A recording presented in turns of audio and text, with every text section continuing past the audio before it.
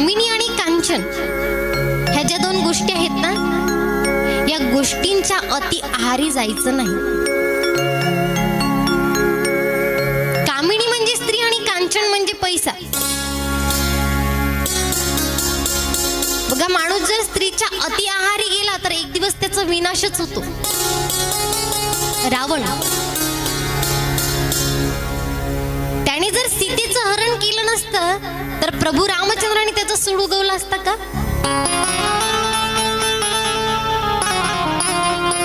एका स्त्रीच्या मागे तो गेला म्हणून रावणाचं सूड भगवंताने उगवला. त्याच्याकडे कशाचीच कमी नव्हती.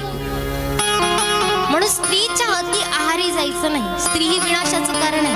आणि कांचन म्हणजे पैसा.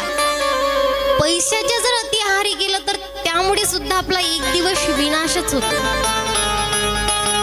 पण आज कलियुगामध्ये कसं झालंय, पहिले पैसा फिर भगवान. काय पाहिजे? पहिले पैसा पाहिजे आणि नंतर देव पाहिजे. पण बघा, असं म्हणणार नाही तुम्हाला की पैसा कमावू नका, कारण पैसा ही आज आपली